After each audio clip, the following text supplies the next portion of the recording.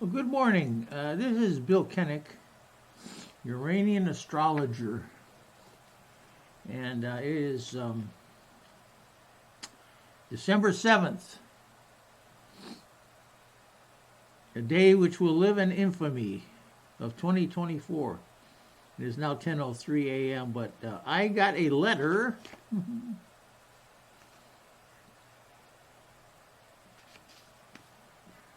from a woman Jewish lawyer, which said something like this.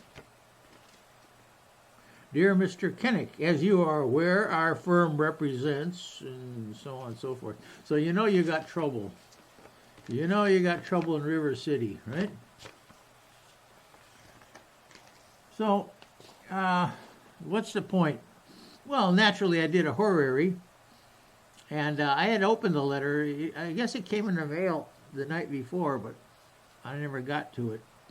But anyway, I opened it at 9:19, and I actually became aware of it because, here's the thing. The funny, I was waiting for a letter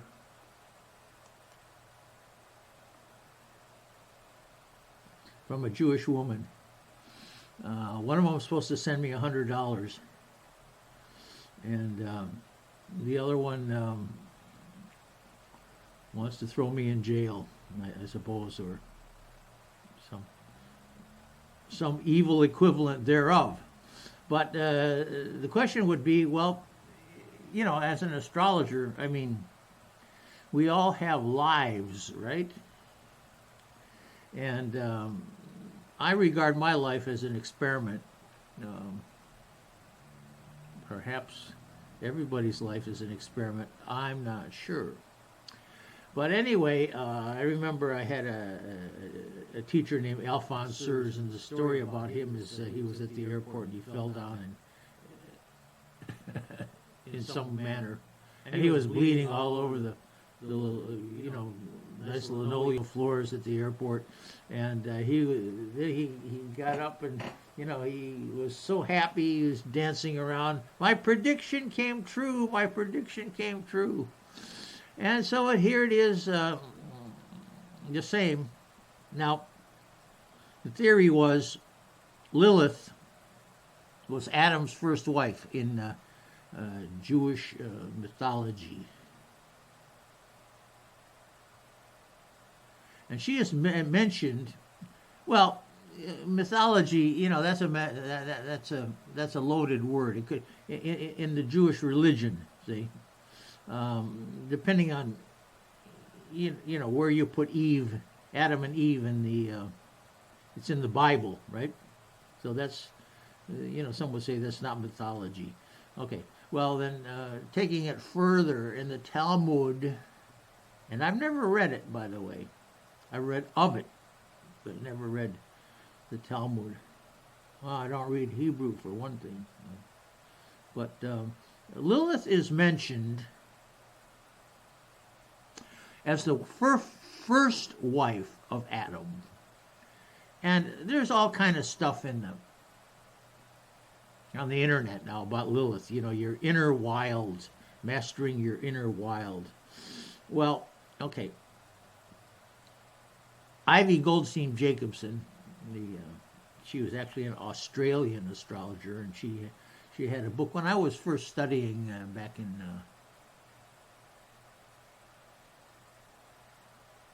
I believe I began to study astrology in about 1969, although I had dabbled in it. You never know what books to get. If you're a beginner, there's all kind of bullshit out there, and you don't know where, or stuff that is advanced, like, for example, sidereal astrology. When we went down to the Cleveland Public Library, there were about 4 books on astrology. But one of them was about sidereal astrology, which is sure to throw you off. I mean, it's a valid, wonderful system, and so on and so forth. Some people prefer it over the tropical and so on. But that's not the point. That's not where you start. and some of the other books were equally obscure and esoteric. It's not where you start. But I finally was introduced and paid, paid $25 to a real astrologer, who then told me, hey, the book is Margaret Hone, Hone. That's where you start. And sure enough, that book was available then, and it's what I learned from it, as a good starting point. And if you had one book to read and you needed to learn astrology, you get Margaret Hone. The word astrology is in the title. Yeah, I forget now, but here on the chart, look at this. We have the ascendant in 8 of Capricorn, and then counting down into the second house. Look at the moon. The moon is in 2 Pisces 34. It has something to do with my money then, right? It is opposite. And you'll see, look at the 8th house, you'll see the glyph, and this is the other people's money. It is opposite. Well, the glyph is for Hades, but in my doing of Astrolog 7.70, I was more interested in Waldemath, and I could conveniently change the figures, the numbers for Waldemath. Waldemath being Ivy Jacobsen's Dark Moon Lilith.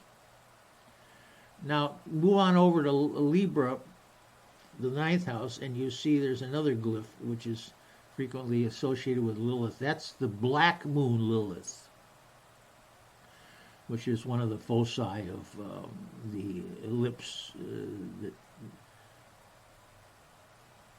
the moon as it travels around the earth. But anyway, that's the Black Moon Lilith. But the Dark Moon Lilith, we're using my glyph for Hades.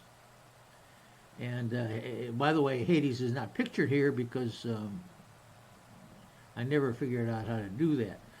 But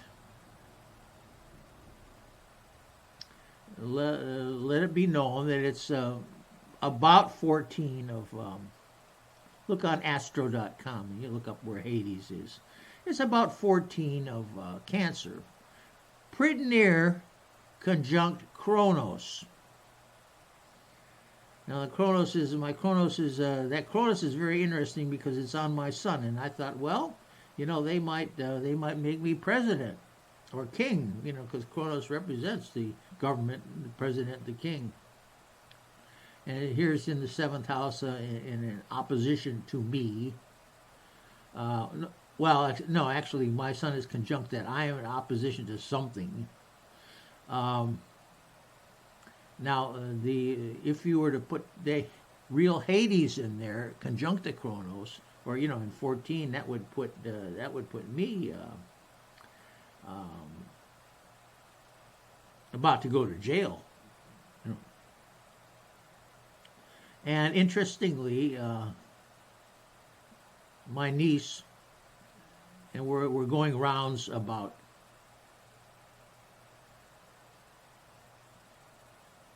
her mother's money, I guess it is.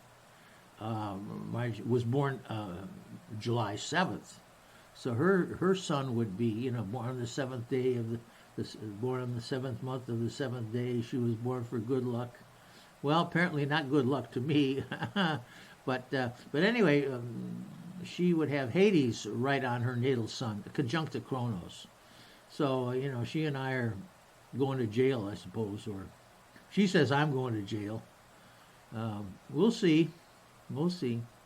But anyway, what actually makes it more likely is here's this letter from this attorney. Now, the question is this attorney benign, or is she out to get me? And okay, the moon, it represents if you put me in the 7th house of this horary, because it's conjunct my Kronos, that gives me Cancer rising. But otherwise, Capricorn is rising. So that's a good question. where would you put Bill Kennick in this, and so on. But anyway, that's not why I bothered with you with this chart. The reason I'm bothering you with this chart is that on the theory that Lilith, the Dark Moon Lilith, Waldemath, represents a Jewish woman. Okay? And I've been saying that for some time. And, I'm not the only one that says that. The Lilith magazine, for example, is, for Jewish women, self-empowered Jewish women. It's something about empowerment, but I'm emphasizing the Jewish part right now, just because that's very interesting. Now, would it be only Jewish women? I doubt it. But it has probably more to do with where Jewish women are in Western civilization. For example, the woman that wrote the book was an astrologer in Australia, Ivy Goldstein Jacobsen.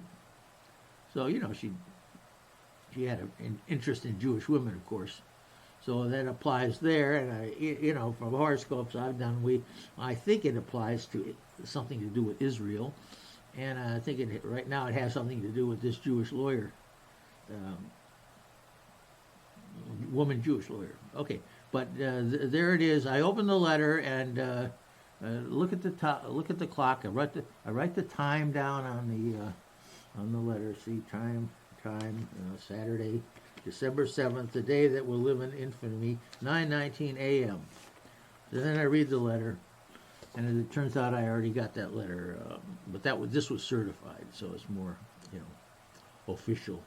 So when you hate to get a certified letter, it cost them $9. So I imagine that'll come out of their pocket. Huh? Yeah?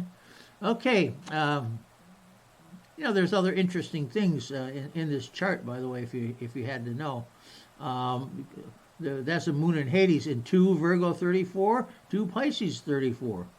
But moon Hades. But another very interesting happened here, which I was tempted before I saw the moon Hades. I was tempted to look at this Venus. Venus just entered Aquarius. And it is just conjunct Pluto. And if we backed it up about 10 minutes, we would see it flipping from, Pluto's in O Aquarius 22, and Venus is in O Aquarius 23 at this reading. So, you kind of look at, what's happening here? The early degrees of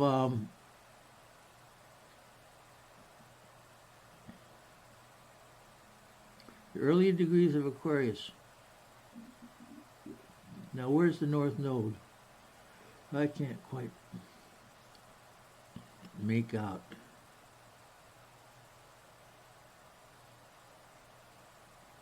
Yeah, it is.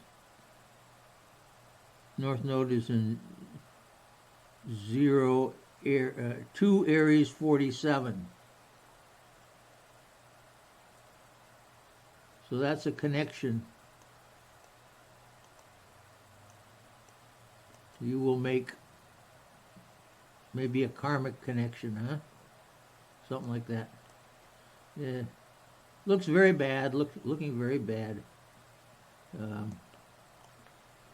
The note is in the third house. Well, all this hullabaloo has something to do with my sister, see? Third house. And if you look at the sister's daughter, you'd count the fifth from the third, which, by the way, let's count.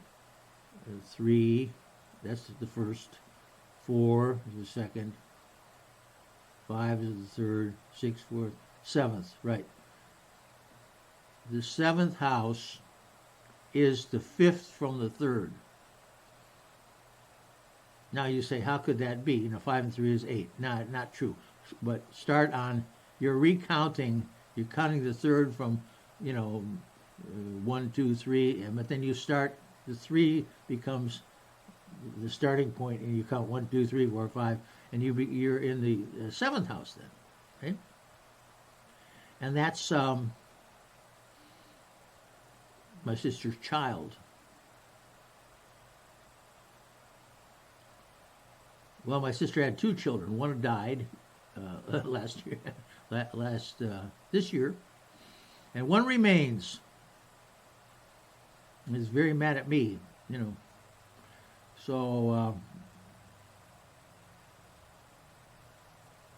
now the only thing that she's the one that's born on the 7th month of the 7th day, see. So that her Hades not pictured, including with the Chronos.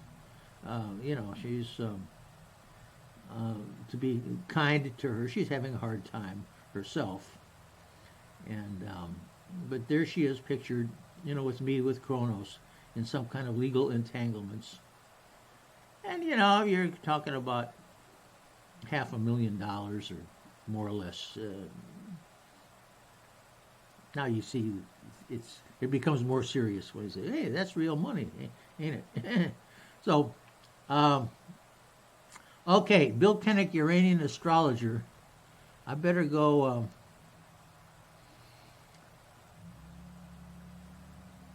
See about my business before they come and haul me off to jail.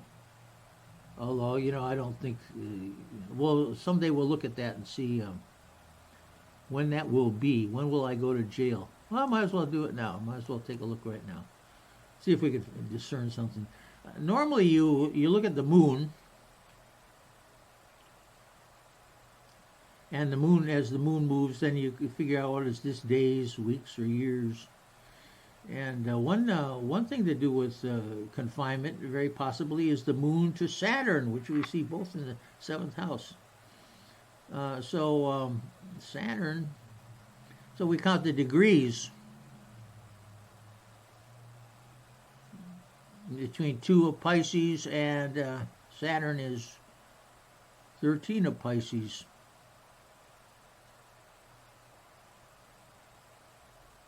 So that's 11.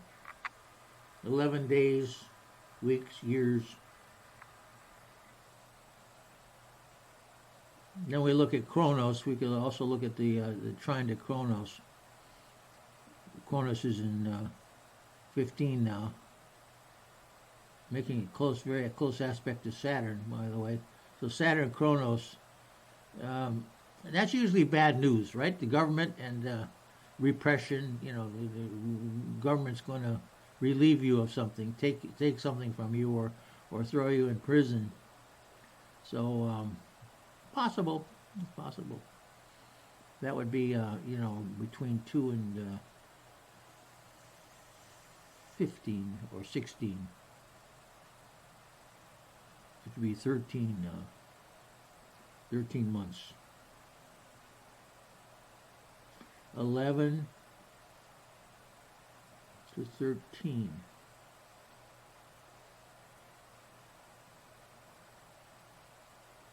I guess what that proves is I'll probably spend about 3 months in jail. I hope it's in the summer. Well, anyway, that's you count the degrees. 11 days in jail would be better, right? 11 years in jail would be worse. Now, how do you figure days, weeks, years, and so on? There's 2 things they go by, and one is the moon, cardinal, fixed, or mutable. And the faster, cardinal is faster, like days. Fixed would be weeks, mutable would be years, see? And the other thing you look at the sign. The cardinal, fixed, mutable. See, what did I just say? I said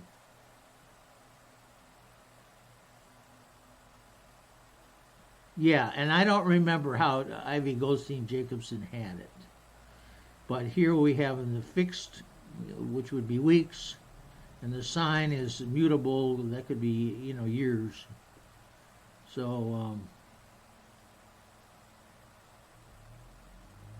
of course, I personally, I am not a crook. See, I deny all wrongdoing. Just for the record. However, there are people out to get me. Eh? So, and with the chronos involved, you never know, how things go. Now, what would be? We're still counting here. We're counting days, months. So 11 to 14 months, I would say. Now, the Pluto Venus is in 0. That's an important conjunction, right? You have an important conjunction of Pluto and Venus, and you have an important opposition of Moon and, Waldemath. So just going by degrees, because that's all they do. They, regardless of sign, they just go by degrees. Between 0, because when 0 comes to 2, oh boy, that's not very far, is it? When 0 comes to 2, Pluto to, oh, by the way, there's Athena nosing her head, and she's in 2 also. So between 0 and 2, that's 2 something. The 2 months? Oh, okay. So then Pluto is in, what sign is it in? It's in Aquarius. That's a fixed sign. That would be months.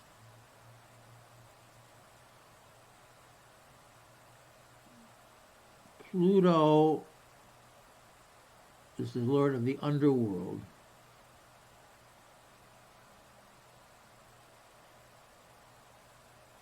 So I could conceivably go to finishing school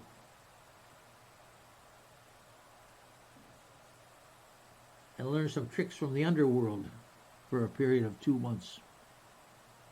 Something like that. All right. Thanks. This is Bill Kennick, Uranian astrologer, signing off.